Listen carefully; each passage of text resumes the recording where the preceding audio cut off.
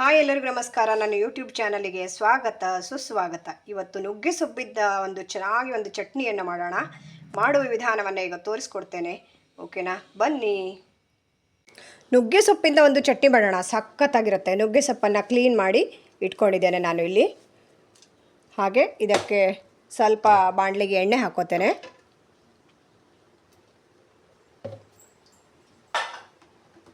ಒಂದು ಅರ್ಧ tea spoon ಆಗುವಷ್ಟು ಜೀರಿಗೆಯನ್ನು ಹಾಕ್ತಾ ಇದ್ದೇನೆ.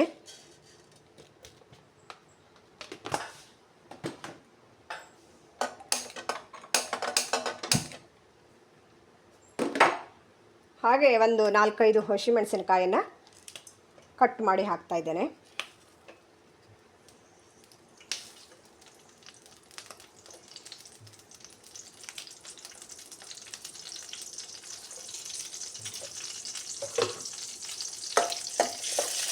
ಇದಕ್ಕೆ ಸಾಮಗ್ರಿಗಳೇನು ತುಂಬ ಬೇಕಾಗೋದಿಲ್ಲ.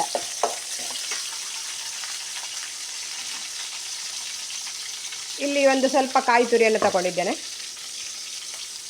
ಹಾಗೆ ಒಂದು 4-5 ಬೆಳ್ಳುಳ್ಳಿ ಅಷ್ಟೇ, ಹುಣಸೆಹಣ್ಣು. ಇದನ್ನು ಡ್ರೈ ಮಾಡ್ಕೋಬೇಕಾಗತ್ತೆ. ಫುಲ್ಲು ಡ್ರೈ ಆಗಬೇಕು.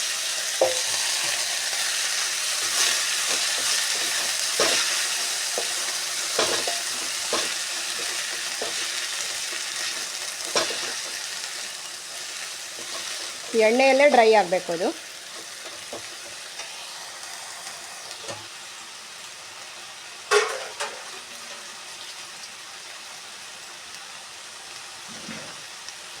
ನುಗ್ಗೆ ಸೊಪ್ಪು ಆರೋಗ್ಯಕ್ಕೆ ತುಂಬಾ ಒಳ್ಳೆಯದು. ಅದರಲ್ಲಿ ಕ್ಯಾಲ್ಸಿಯಂ ಹೇರಳವಾಗಿದೆ.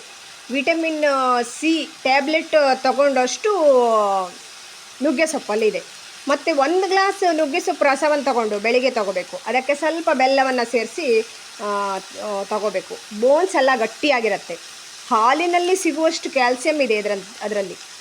ಯಾವುದರಲ್ಲಿ? ನುಗ್ಗೆ ಸೊಪ್ಪಲ್ಲಿ ತುಂಬ ಚೆನ್ನಾಗಿರುತ್ತೆ. ಅದರಿಂದ ಏನಾದರೂ ಒಂದು ರೆಸಿಪಿ ಮಾಡ್ಕೊಂಡು ತಿಂದರೆ ತುಂಬ ಚೆನ್ನಾಗಿರುತ್ತೆ.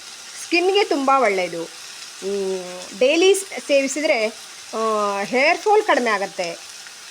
ಕೂದಲು ಉದುರೋದು ಕೂಡ ಆಗಲ್ಲ. ಹಾಗೆ ತುಂಬ ಪ್ರಯೋಜನ ಇದೆ ಇದರಿಂದ, ನುಗ್ಗೆ ಸೊಪ್ಪಿಂದ. ಡೈಲಿ ಜ್ಯೂಸ್ ಮಾಡ್ಕೊಂಡು ಕುಡಿದ್ರೂ ಕೂಡ ತುಂಬ ಚೆನ್ನಾಗಿರುತ್ತೆ.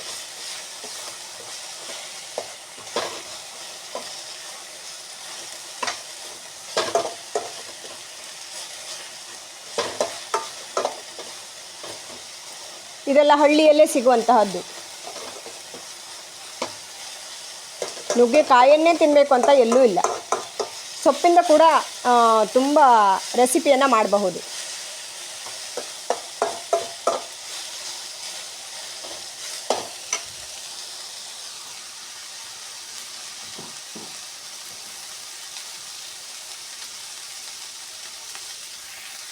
ಈ ಕಡೆ ಇಷ್ಟು ಡ್ರೈ ಆದರೆ ಸಾಕು. ಇದು ಗ್ಯಾಸ್ ಆಫ್ ಮಾಡೋಣ. ಸ್ವಲ್ಪ ತಣ್ಣಗಾದ್ಮೇಲೆ ನಾವು ಗ್ರೈಂಡ್ ಮಾಡ್ಕೋಬೇಕು. ಬಿಸಿ ಬಿಸಿ ಇರೋವಾಗ ಗ್ರೈಂಡ್ ಮಾಡಿಕೊಂಡ್ರೆ ಚಟ್ನಿ ಹಾಳಾಗತ್ತೆ. ಇಲ್ಲಿ ತಣ್ಣಗಾಗಿದೆ ಇದು. ಈಗ ಕಾಯಿ ತುರಿಗೆ ಹಾಕಿ ಪೇಸ್ಟ್ ಮಾಡ್ಕೋತೇನೆ. ಚಿಕ್ಕ ಹುಣಸೆ ಹಣ್ಣನ್ನು ಕೂಡ ಇದಕ್ಕೆ ಹಾಕ್ತೇನೆ. ಮತ್ತು ಉಪ್ಪನ್ನು ಕೂಡ ಆ್ಯಡ್ ಮಾಡ್ತೇನೆ. ಸ್ವಲ್ಪ ನೀರು ಹಾಕಿ ಗಟ್ಟಿಯಾಗಿ ರುಬ್ಕೊಂಡು ತರ್ತೇನೆ. ಗ್ರೈಂಡ್ ಮಾಡಿ ತಂದಿದ್ದಾಯಿತು. ಈಗ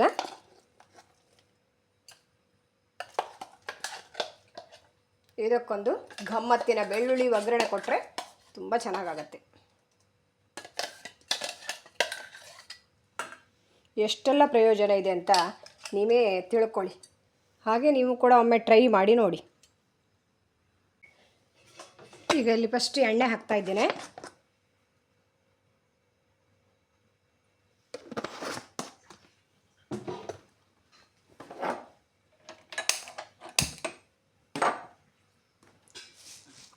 ಇದಕ್ಕೊಂದು ಅರ್ಧ ಟೀ ಸ್ಪೂನ್ ಸಾಸಿವೆ ಹಾಕ್ತಾ ಇದ್ದೇನೆ.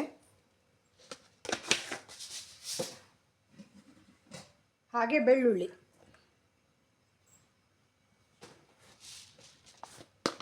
ಅರ್ಧ ಟೀ ಸ್ಪೂನು ಉದ್ದಿನಬೇಳೆ,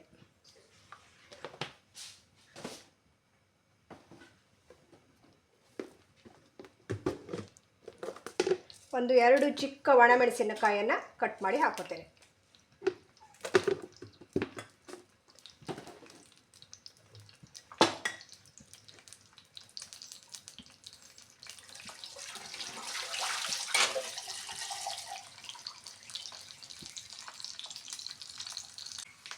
ಒಗ್ಗರಣೆ ಆಗ್ತಾಯಿದೆ ಈಗ. ಚಿಟ ಚಿಟ ಅಂತ ಇದೆ. ಈಗ ಹಾಕ್ಕೊಂಬಿಡೋಣ. ಸ್ಪೈಸಿಯಾಗಿ ನುಗ್ಗೆ ಸೊಪ್ಪಿನ ಗೊಜ್ಜು ರೆಡಿಯಾಗಿದೆ. ಊಟಕ್ಕೆ ಸವಿಯಲು ಸಿದ್ಧ. ನೀವು ದೋಸೆ ಜೊತೆ ಕೂಡ ಹಾಕ್ಕೊಂಡು ತಿನ್ಬೋದು, ಅಷ್ಟು ಚೆನ್ನಾಗಿರುತ್ತೆ. ನನ್ನ ಈ ವಿಡಿಯೋವನ್ನು ಎಲ್ಲರೂ ನೋಡಿ, ಹಾಗೆ ಲೈಕ್ ಮಾಡಿ, ಶೇರ್ ಮಾಡಿ, ಸಬ್ಸ್ಕ್ರೈಬ್ ಮಾಡಿ. Thank you so much friends. ಮುಂದಿನ ವಿಡಿಯೋದಲ್ಲಿ ಮತ್ತೆ ಸಿಗ್ತೇನೆ.